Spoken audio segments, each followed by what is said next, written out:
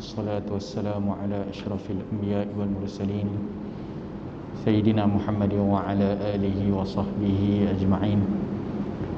ربنا زدنا علما وارزقنا فهما برحمتك يا أرحم الراحمين. اللهم فقهنا في الدين وعلمنا التأويل واهدنا إلى صراطك المستقيم. بسم الله ما شاء الله لا قوة إلا بالله ما شاء الله. كل نعمة من الله ما شاء الله. الخير كله بيد الله ما شاء الله. لا يصرف السوء إلا الله. أما بعد. Alhamdulillah, syukur pada Allah Subhanahu wa taala dengan nikmat limpah kurnia, taufik dan hidayah serta pemeliharaan daripada Allah Subhanahu wa taala kepada kita, dapat kita bersama-sama berada di rumah Allah, beriktikaf di dalamnya dan menantikan masuknya waktu solat fardu Jumaat untuk sama-sama kita dengarkan pesan-pesan daripada khatib dan juga untuk kita dirikan solat fardu Jumaat secara berjamaah di sempena Sayyidul Ayyam, hari penghulu kepada segala hari, hari Jumaat yang penuh dengan keberkatan. Marilah sama-sama kita perbanyakkan salawat dan salam ke atas junjungan besar Nabi kita Nabi Muhammad sallallahu alaihi wasallam. Begitu juga dengan kita memperbanyakkan doa yang baik-baik, kerana pada hari ini ada satu saat yang Allah Ta'ala nak kabulkan doa hamba-hambanya. Maka perbanyakkan doa-doa baik kita. Janganlah kita jadi sebagaimana keadaan manusia-manusia hamba-hamba Allah yang lalai, yang mana apabila ditimpa dengan musibah ataupun kesusahan, panjang doa dan pengharapannya pada Allah, tapi di waktu diberi akan kesenangan oleh Allah Subhanahu wa taala, lupa dia pada Allah Taala. Kalau dalam hajat yang nak dimohon pada Allah Taala, nak diselesaikan daripada kesulitan tu, setengah jam doanya macam-macam kita minta pada Allah Taala dengan penuh pengharapan, penuh khusyuk. Kalau dibuat solat hajat pun mungkin 12 rakaat solat hajatnya dibuat kerana dalam keadaan terdesak nak pohon pada Allah Ta'ala untuk lepaskan dia daripada kesusahan-kesusahan. Tapi begitulah manusia, kadang-kadang lupa dan lalai. Bila dah diberi dengan kesenangan, maka dia lupa. Lalu doanya pun tak semangat, doanya pun kurang. Bahkan mungkin dalam keadaan yang santai-santai sangat. Kalau tengah sesak tu setengah jam doa tak rasa apa. Kalau tengah senang tu doanya pun sambil-sambil saja, ya Allah, macam biasalah, sama macam semalam. Macam itulah keadaan manusia yang lalai. Mudah-mudahan Allah Ta'ala sentiasa beri peringatan kepada kita, diberi taufik untuk kita berdoa kepada Allah Ta'ala. Kerana hakikat hati yang mengingati Allah Ta'ala itu adalah hati yang diberi taufik oleh Allah Subhanahu wa ta'ala. Tuan-tuan yang dirahmati Allah Subhanahu wa ta'ala, insya-Allah kita dengarkan sedikit beberapa hadis Nabi sallallahu alaihi wasallam sementara kita tunggu masuk waktu. Kita sambung lagi pembacaan kitab Adabul Mufrad yang dikarang oleh Imam Al-Bukhari radhiyallahu anhu, wa nafa'ana bihi wa bi'ulumihi fid dharain amin. Dalam bulan yang lalu, dalam tazkirah kita telah bacakan separuh daripada satu hadis yang panjang berkenaan dengan bab pada menyatakan hamba daripada suatu kaum adalah termasuk daripada keluarga mereka. Maka kita habiskan sedikit lagi bahagian daripada hadis tersebut. Baginda Nabi sallallahu alaihi wasallam bersabda, pendukung kami adalah daripada golongan kami, anak-anak saudara perempuan kami adalah daripada golongan kami, hamba-hamba kita adalah daripada golongan kita. Dan kalian telah mendengar bahawasanya wali-waliku adalah daripada kalian yang bertakwa. Maksud wali adalah orang-orang yang dekat bagi junjungan besar Nabi sallallahu alaihi wasallam. Wali juga adalah bermaksud penolong ataupun pendukung. Jadi orang yang dekat dengan Nabi sallallahu alaihi wasallam walaupun tidak ada hubungan ataupun pertalian darah.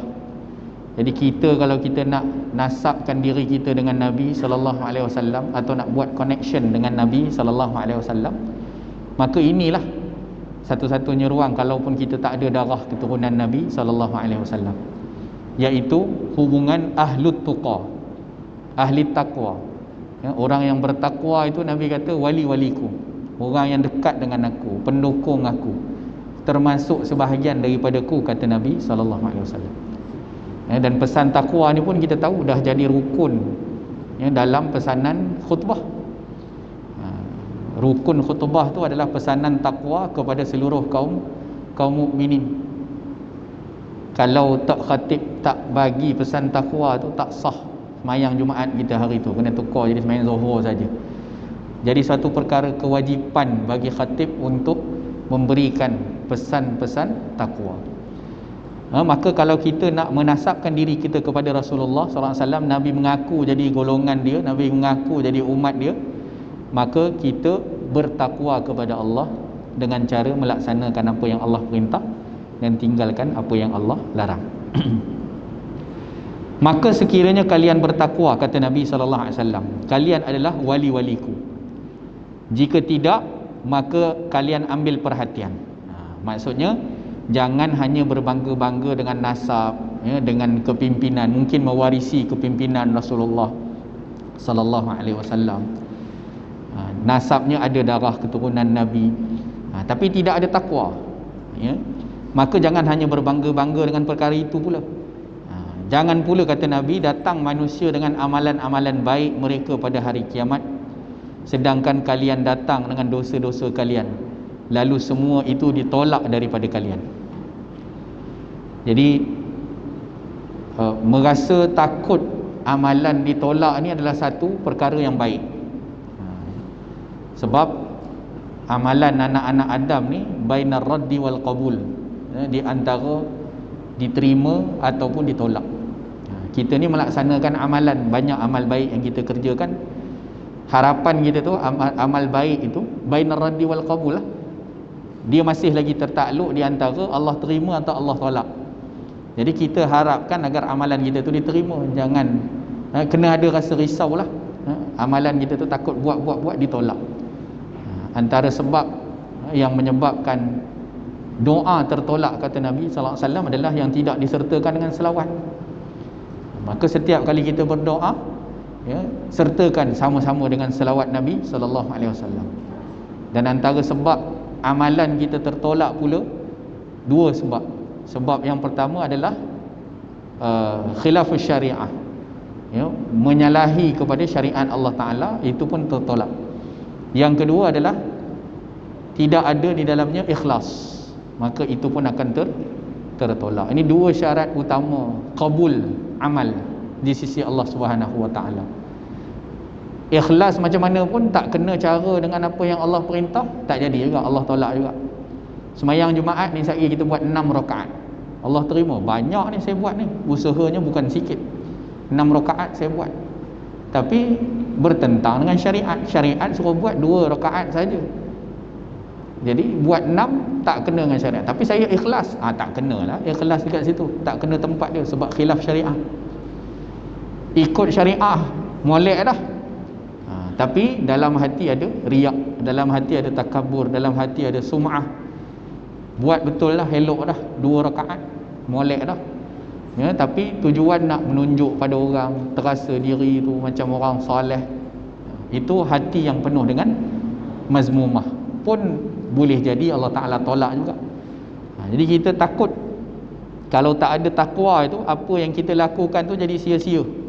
Orang lain semua datang bawa amalan yang banyak, amalan-amalan baik pada hari kiamat, kita datang penuh dengan dosa saja. Wal'iyadu billah. Kena mohon pada Allah Subhanahu Wa Ta'ala agar menerima dengan Allahumma taqabbal minna salatana wa siyamana wa qiyamana wa ruku'ana wa qu'udana wa takhasyu'ana wa ta'abbudana. Last sekali tu apa? Wa tammim taqsirana, sempurnakan taksir, kecuaian, kelalaian, kekurangan, kelemahan kami ya Allah. Kami lemah. kan minta diterima solat kami, puasa kami, ibadah kami, berdiri kami, duduk kami, sujud kami, rukuk kami, hati kami, khusyuk kami, semua tu minta Allah terima. Kan bahkan lepas doa pun kadang-kadang imam ucapkan, dah lepas habis amin doa imam tu, taqabbalallahu minna wa minkum, ya, itu bahagian daripada doa juga tu. Moga-moga Allah terima daripada kami dan daripada kalian.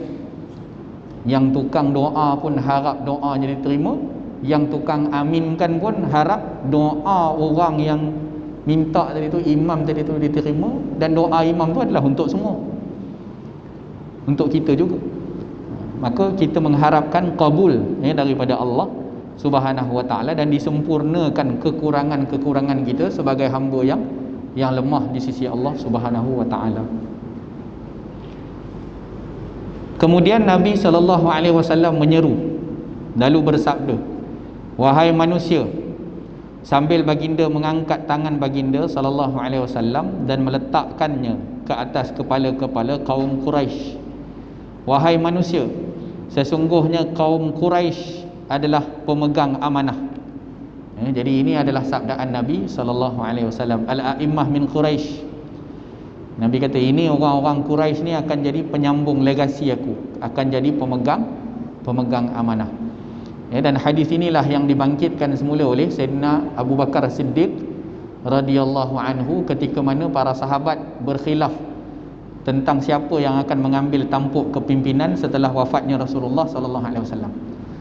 Nabi wafat hari Isnin tapi dikebumikan 2 hari lepas tu, iaitu hari Selasa malam Rabu. Lewat pengebumiannya. Kenapa? Sebab banyak benda yang tak clear, banyak benda yang tak jelas. Boleh baca kitab Syama'il Imam Tirmizi bab yang ke-54. Boleh buka jemaah Ustaz. Oh, okey. Bab wafatnya Rasulullah sallallahu alaihi wasallam.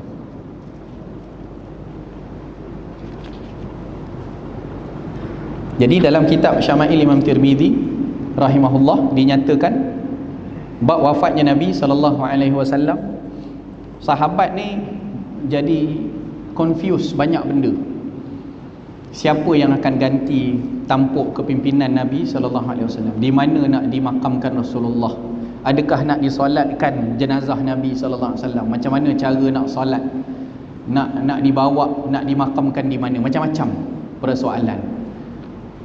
Jadi orang-orang Ansar ketika itu sudah berkumpul untuk berbincang siapa di kalangan mereka, sebab mereka ahli Madinah. Madinah tu negeri mereka. Kemudian Sayyidina Abu Bakar radhiyallahu anhu mengingatkan kembali hadis Nabi sallallahu alaihi wasallam, al-a'immatu min Quraisy. Orang Quraisy adalah pemegang amanah sebagaimana sabda Nabi sallallahu alaihi wasallam. Jadi Nabi sabdakan sudah waktu hidup. Panduan untuk apa yang nak dilakukan oleh para sahabat setelah ketiadaan Nabi sallallahu alaihi wasallam. Khalifah yang 4 semua Quraisy, semua muhajir, semua bukan orang asal Madinah, bukan orang Ansar. Sayyidina Abu Bakar orang Quraisy, Sayyidina Umar orang Quraisy, Sayyidina Uthman orang Quraisy, Sayyidina Ali orang Quraisy. Semuanya adalah Quraisy. Khulafa ar-Rasyidun adalah keseluruhannya Quraisy. Dan itu telah pun diperakui oleh Nabi sallallahu alaihi wasallam waktu Nabi hidup. Jadi di sini Nabi SAW nak kenalkan keutamaan orang Quraisy. Sebahagian bangsa memang ada kelebihan dia, dan kita tidak boleh merendahkan, khususnya bangsanya Rasulullah sallallahu alaihi wasallam. Quraisy memang ada kelebihan, ya. Dipanggil, dan Nabi SAW juga nak kita buat macam tu, mengenali keutamaan atau kelebihan yang ada pada orang lain. Nabi pernah bersabda kan, anzilin nas manazilahu. Kamu letakkan kedudukan seseorang itu sesuai dengan kedudukan dia. Jika dia ada keutamaan, maka berikan kelayakan yang sebaiknya kepada orang yang ada keutamaan tadi, dengan tidak merendah-rendahkan, supaya mereka itu dihormati, ya. Dan Nabi sambung lagi, Nabi kata kaum Quraisy adalah pemegang amanah. Barang siapa yang memberontak terhadap mereka, kata perawi Zuhair, aku menyangka Nabi SAW bersabda, Allah akan menelungkupkan wajahnya. Nabi SAW bersabda demikian sebanyak 3 kali. yakni siapa yang memberontak terhadap pemegang-pemegang amanah tadi yang terdiri daripada orang-orang Quraisy tadi, Allah telungkupkan wajahnya, yakni dalam api neraka Allah Subhanahu wa taala. Jadi sebagaimana yang kita sebut, khalifah yang 4 semuanya Quraisy dan Khawarij, yang keluar daripada pemerintahan, yang memberontak, mereka itu semua Allah Taala telungkupkan wajah mereka dalam api neraka Allah.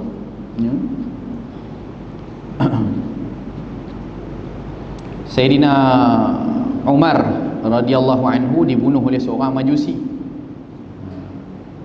Sayyidina Uthman dibunuh oleh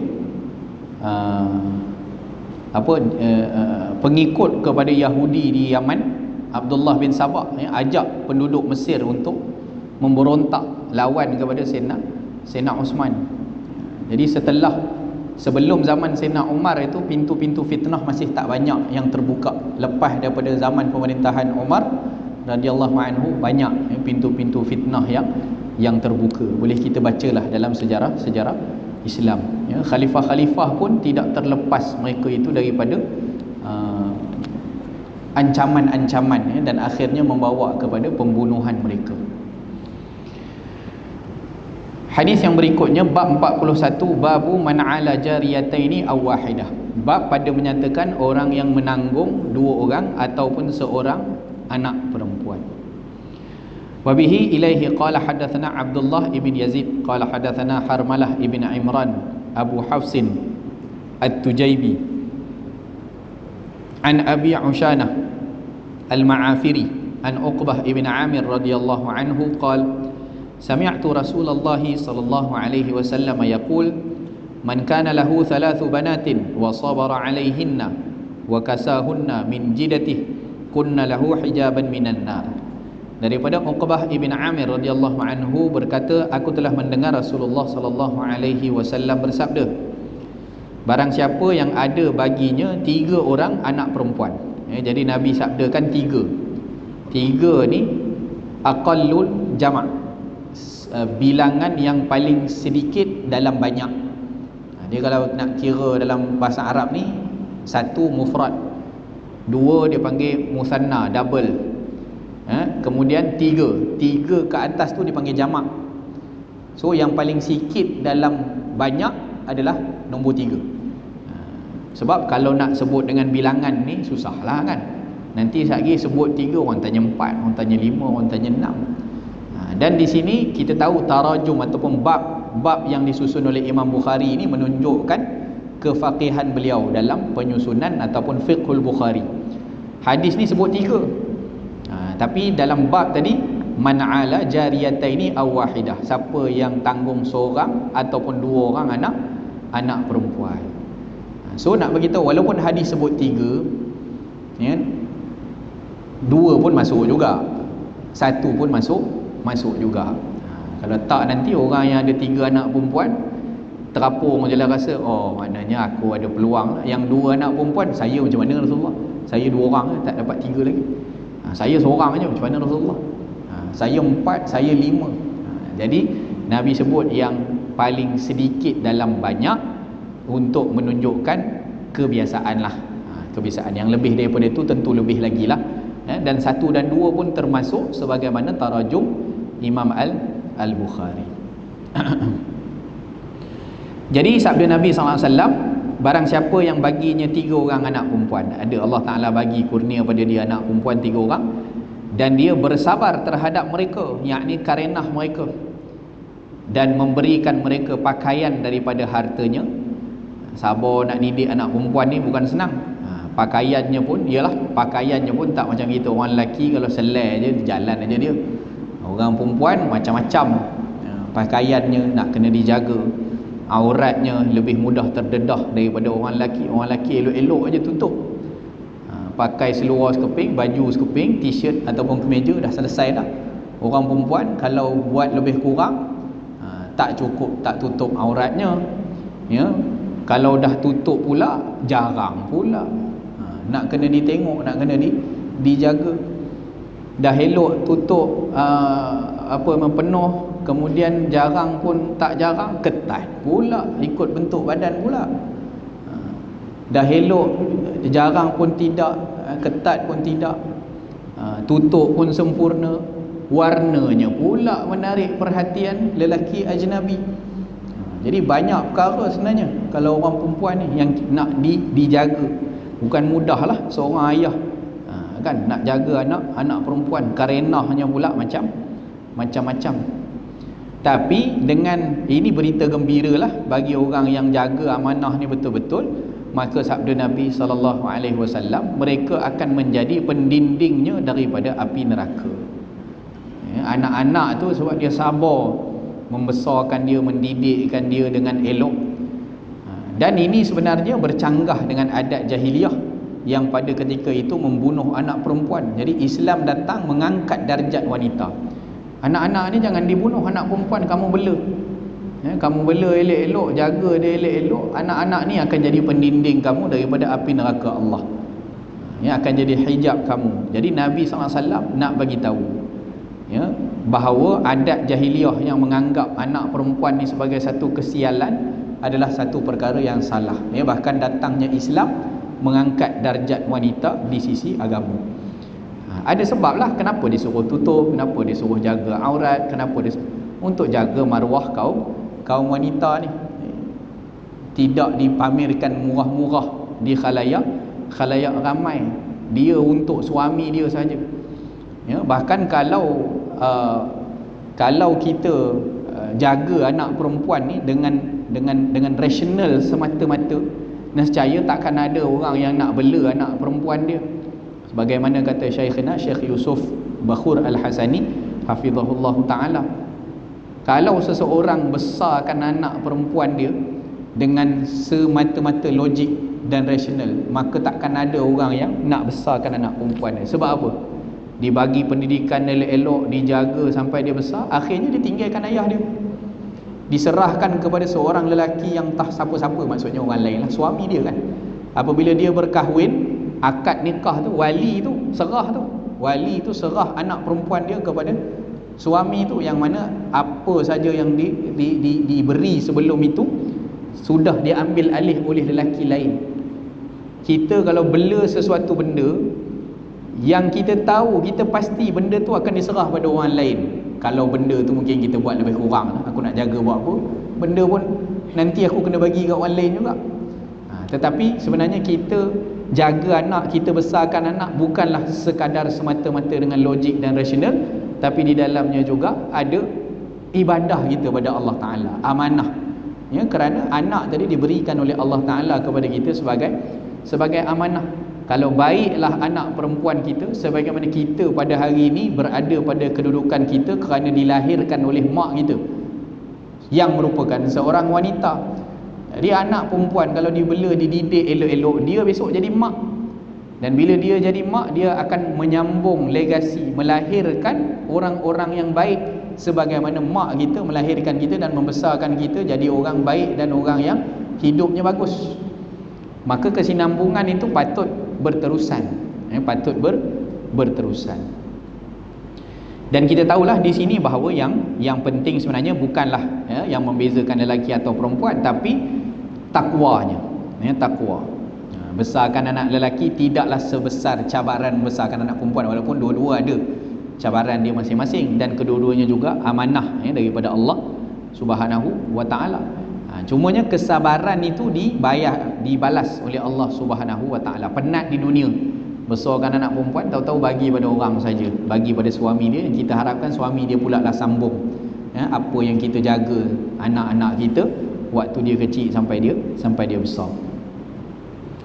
Wa bihi ilaihi qala hadatsana al-Fadl ibn Dukain qala hadatsana Fitrun an Syurahbil qala sami'tu ibn Abbasin anin Nabi sallallahu alaihi wasallam qala ma min muslimin tudrikuhu ibnatani fayuhsinu suhbatahuma illa adkhalatahul jannah.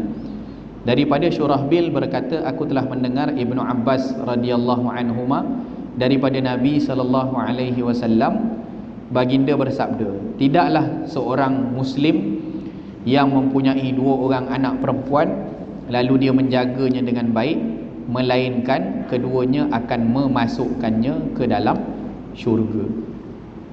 Jadi anak-anak dijaga dengan baik, dia jadi asbab, ya, salah satu amalan atau perbuatan yang memasukkan kita dalam syurga adalah jaga keluarga kita. Bahkan dalam Quran sebut qu anfusakum wa ahlikum nara. Kamu jaga diri kamu dan juga ahli keluarga kamu daripada api neraka Allah Subhanahu wa taala. Jadi antara menjaga ataupun mendidik ni juga, kata ulama, adalah jangan kita terlalu cepat mendewasakan anak kita. Waktu dia kecil-kecil, kena layan dia sebagai budak kecil. Kalau waktu kecil lagi sudah dilayani dia sebagaimana seolah-olah dia dah dewasa, itu akan ada masalah. Jangan bunuh waktu kecil dia. Kan kadang-kadang kita tengok ada orang yang anak dia tadika dah, dia pergi hantar duduk pisah dengan mak ayah dia, duduk tahfiz. Contoh kecil sangat tu, anak tu macam tu, dibunuh masa mainnya. 4 pagi dah disuruh ni, tak dibagi main-main. Sebab budak ni dia belajar dalam bermain. Jadi jangan bunuh waktu kecil dia. Ayah pula dengan mak ni kadang-kadang dia bentuk anak dia dengan keinginan dia. Dia yang teringin nak daripada kecil hafal Quran, tapi dia dah tua langsung tak dapat. Jadi dipaksakan kepada anak dia sampai macam tu sekali. Kita boleh tengok sebenarnya, dididik sambil dia bermain, diperkenalkan dia dan tengok minat dia. Kalau nampak okey, boleh dibimbing. Tapi kalau dibunuh langsung waktu kecil dia, itu salah. Jadi ulama kata anak ni main. Kata Syekh Ali Jumaah kan, di masjid, budak berlari-lari di masjid contohnya, itu tak ada masalah. Yang masalahnya bapak budak berlari. Budak memang perangai dia berlari.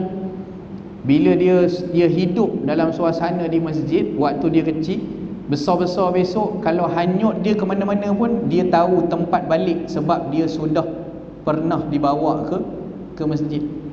Tapi kalau kecil-kecil sudah dihalau dia daripada masjid, dia langsung tak kenal masjid, dunianya hanyalah dunia macam anak-anak kita, kerisauan kita sekarang kan, dunia maya saja, penuh dengan game-game saja. Game pula bukan yang aman-aman, yang tenang-tenang, semua main bunuh-bunuh, tembak-tembak, ya, semuanya memasukkan psikologi buruk kepada anak-anak kita sehingga terbawa-bawa dia di luar. YouTube yang dia tengok pun kita pun tak pantau pun, entah apa-apa bahasa-bahasa carutan-carutan yang masuk dalam kepala mereka, sehingga dah itulah kehidupannya. Kalau kita dulu tu kecil-kecil, walaupun main baling selipar, main gasing dekat luar masjid, tapi yang kita dengar adalah bacaan Quran, ya, azan daripada Bilal, bacaan-bacaan zikir yang diucap. Walaupun dalam keadaan anak main baling selipar dekat luar masjid, tapi yang masuk dalam kepala mereka itu adalah kenangan-kenangan mereka di masjid.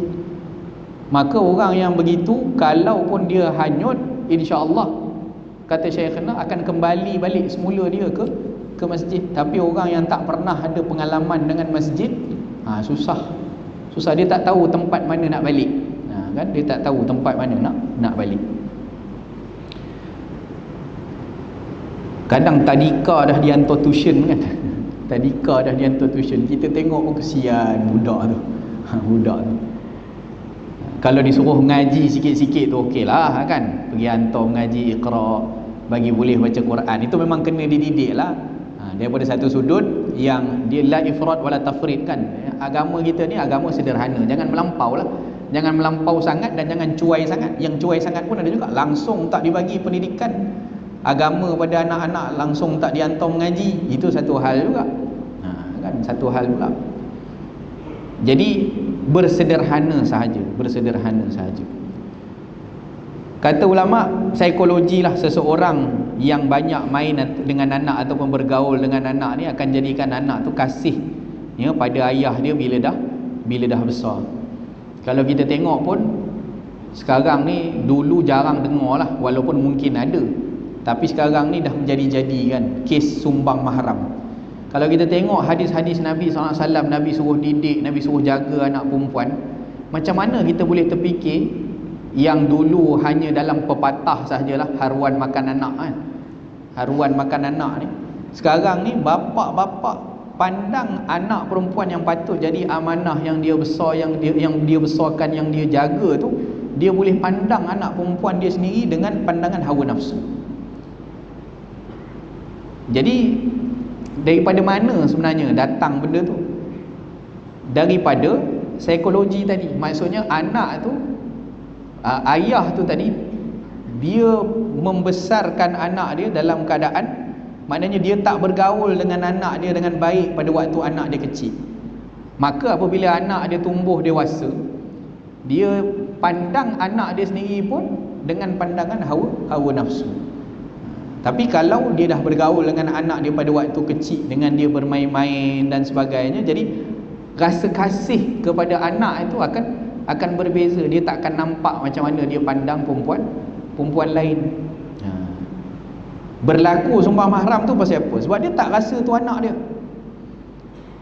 Macam-macam sekarang kita dengar kan, anak mengandungkan anak ayah. Sumpah mahram lah tu. Anak tu tadi tak tahu nak jadi status apa budak tu. Dia anak, dia cucu. Dia pun anak, dia pun cucu. Habis nasab. Orang istilah habis nasab dia. Kan? Rosak nasab dia. Kalau tengok dekat JPN saja, pergilah cari statistik di JPN, berapa ramai anak tak sah taraf ni. Kita pun cabaran kita, anak kita dah besar, nak kahwinkan anak anak lelaki kita, nak carikan calon isteri dia. Carikan tu satu hal dah lah. Zaman kita ni orang cari sendiri je. Pak carikan untuk anak ni kolot lah. Kolot. Bayangkan macam mana keadaan orang ramai yang kita pun tak pasti. Ya, anak tu tak bersalah, anak yang membesar tu tidak bersalah, ya, tapi nasab tu tak cantik lah. Nasab keluarga itu adalah salah satu daripada perkara yang Nabi SAW suruh jaga. Pilihlah, tunkahul mar'atu li arba', dinikahi wanita tu 4 ciri kan. Salah satunya adalah nasabnya. Dipilih, tengok jalur susul keluarganya yang baik-baik. Harapannya supaya nasab akan terus terjaga. Begitulah nasab junjungan besar Nabi SAW. Bersambung terus daripada Rasulullah sampai kepada Adnan, sampai kepada Nabi Ismail, sampailah kepada Nabi Adam AS. Tidak ada satu pun daripada nasab Nabi SAW yang merupakan zina, hasil daripada zina. Semuanya daripada perkahwinan yang sah. Itu tuntutan untuk kita menjaga nasab. Dalam keadaan sekarang lebih-lebih lagi mencabar, kan? Jadi ini adalah bahagian daripada apa yang Nabi SAW sabdakan juga, man la yarham la yurham. Kita dah tua-tua, kita nak harap anak-anak kita jaga kita. Kalau daripada kecil kita pandang dia dengan pandangan yang kasar, yang zalim, tidak ada kasih sayang yang kita beri pada anak-anak, maka sukar untuk kita dapatkan kasih sayang mereka bila kita dah tua. Man la yarham la yurham, kata Nabi. Siapa yang tak memberi kasih sayang, maka dia tidak diberi kasih sayang. Susah nak harap sesuatu yang kita tak pernah beri, kan? Jadi kata ulama, baik anak perempuan ni baiklah seluruh dunia, kerana mereka adalah penyebab baiknya lelaki-lelaki yang berada bersama mereka.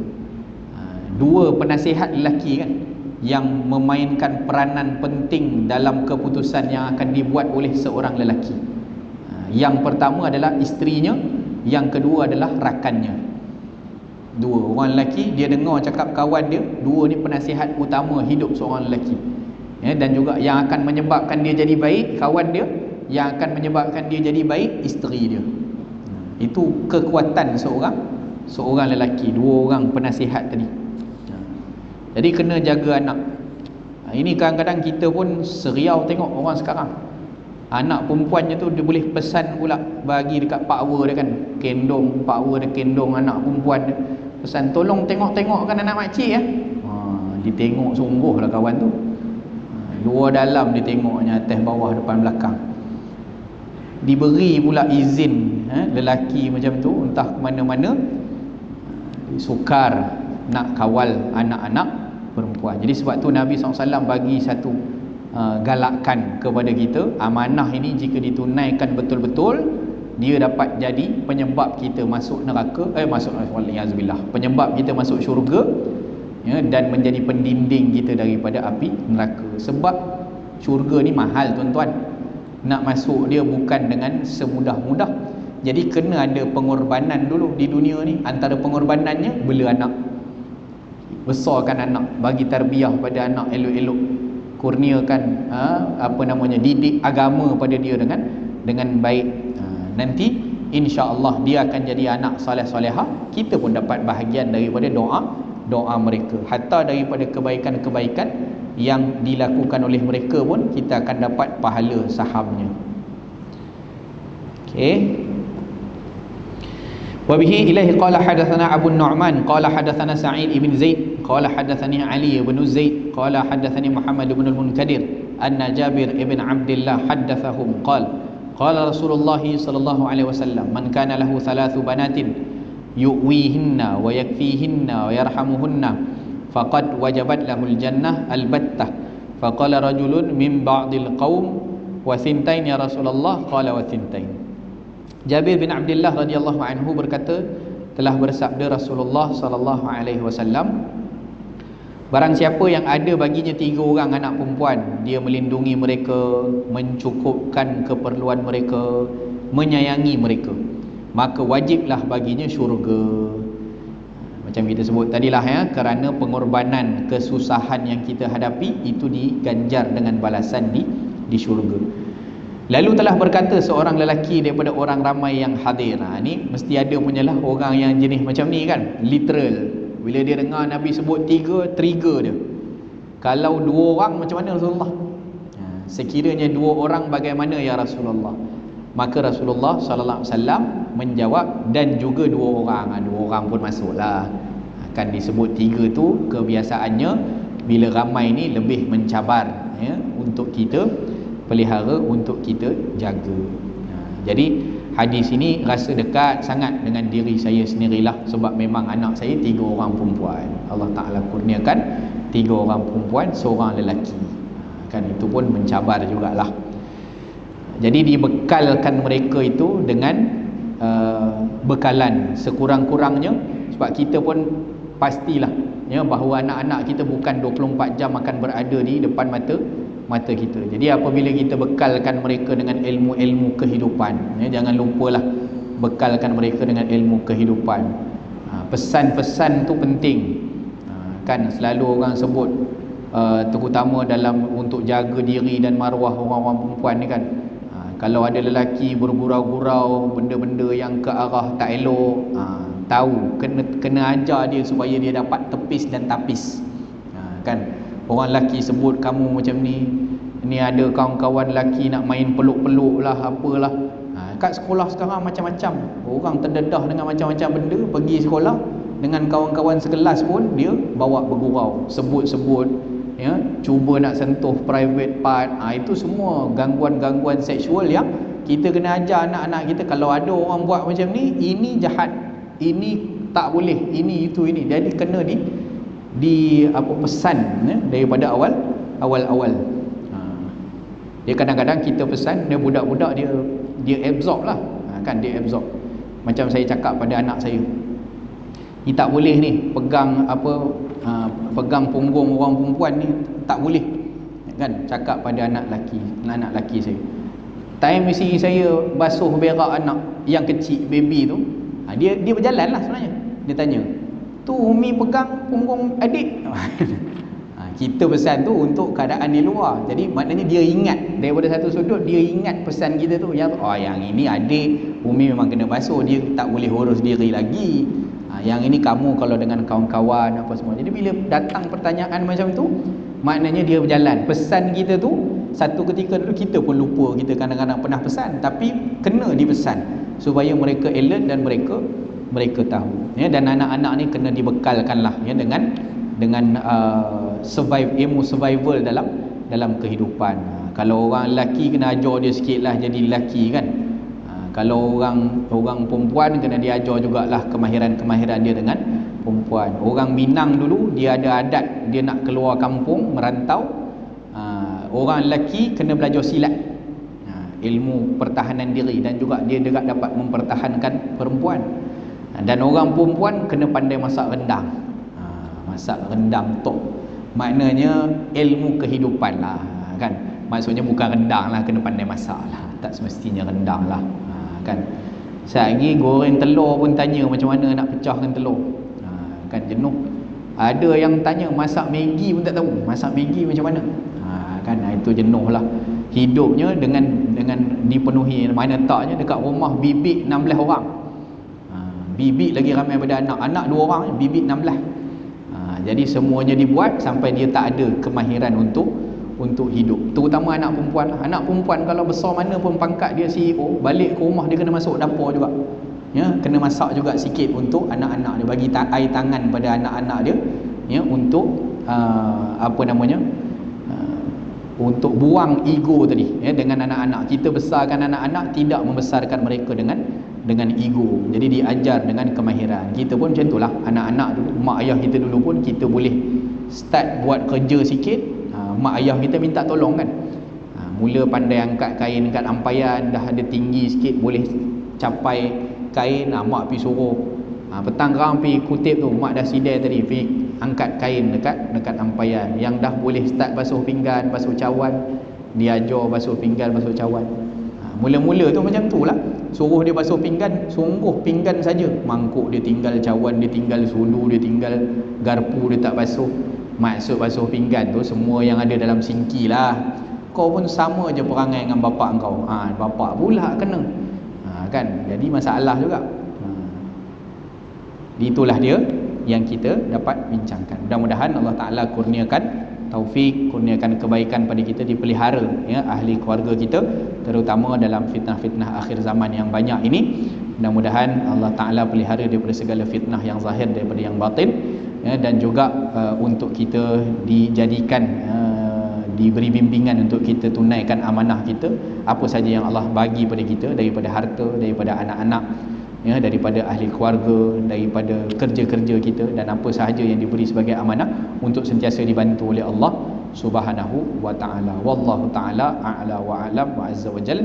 Wa sallallahu ala sayyidina Muhammadin wa ala alihi wa sahbihi wa baraka wa sallam. Assalamualaikum warahmatullahi wabarakatuh.